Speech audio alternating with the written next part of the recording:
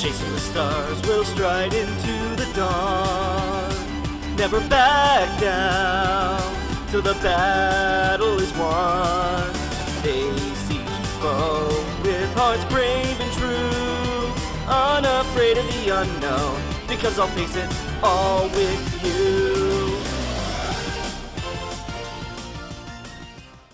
Hello, I'm the reviewer. You review it, I review you. This is my partner, Mr. It.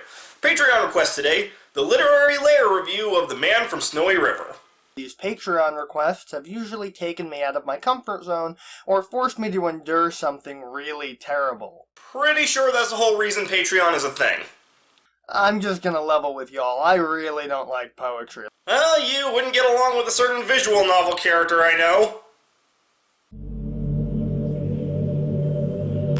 The Australian poem is about a prized racehorse that escapes captivity and joins his brethren in the wild. Inspiration for DreamWorks Spirit? The film opens up with the man, Jim Craig, played by Tom Burlinson, and his father planning to go out into the forest to kill the leader of a gang of wild horses, a black stallion. Because of course it is. While chopping down trees in the bushland of Australia, they try to trap the stallion, and it was directed by George Miller? That delivery made it sound like the capture attempt was what was directed by George Miller. The group of wild horses stampede through, taking with them one of Jim's horses. Yes, the horses actively took that one with them.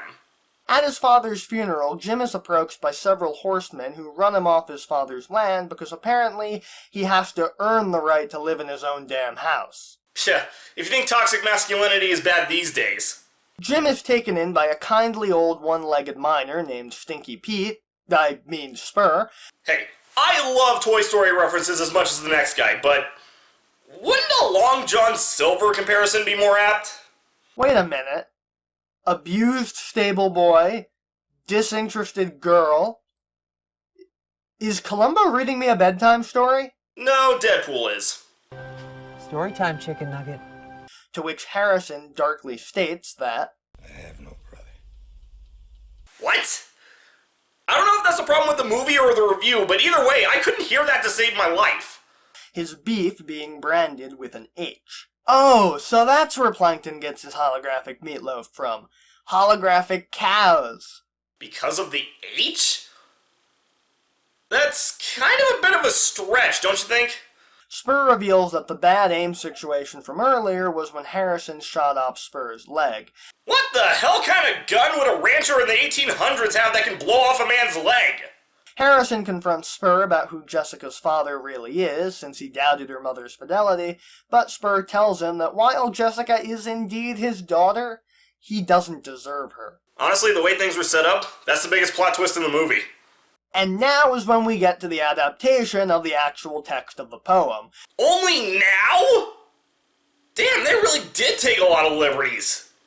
After another beautifully shot and scored sequence, Jim finally faces down his father's killer. So, this is a revenge story?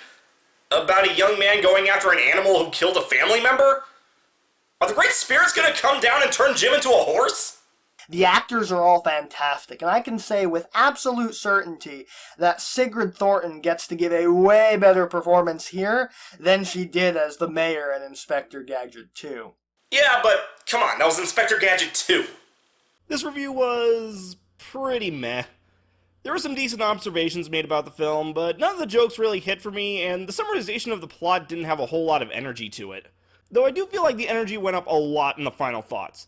It's just the way he talks about the movie there gives the impression that he loves it as much as what he's actually saying. A fine video, but nothing to write home about.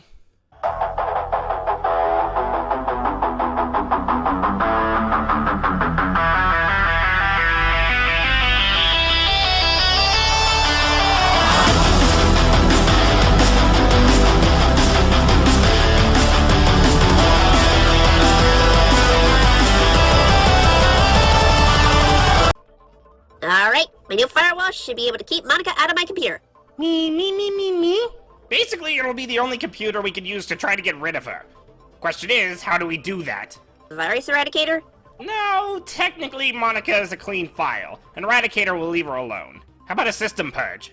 Could work. Might leave Revere alone because he's flesh and blood, but we have no way to be sure without testing. Me. Oh, come now, It.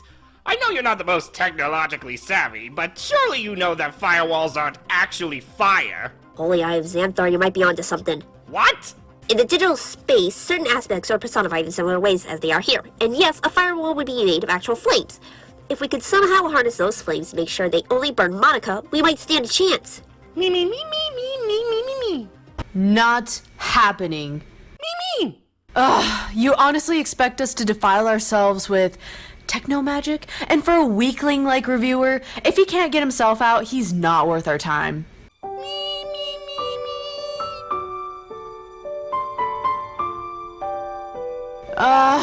Fine, we'll do it, but you owe us. Me, me.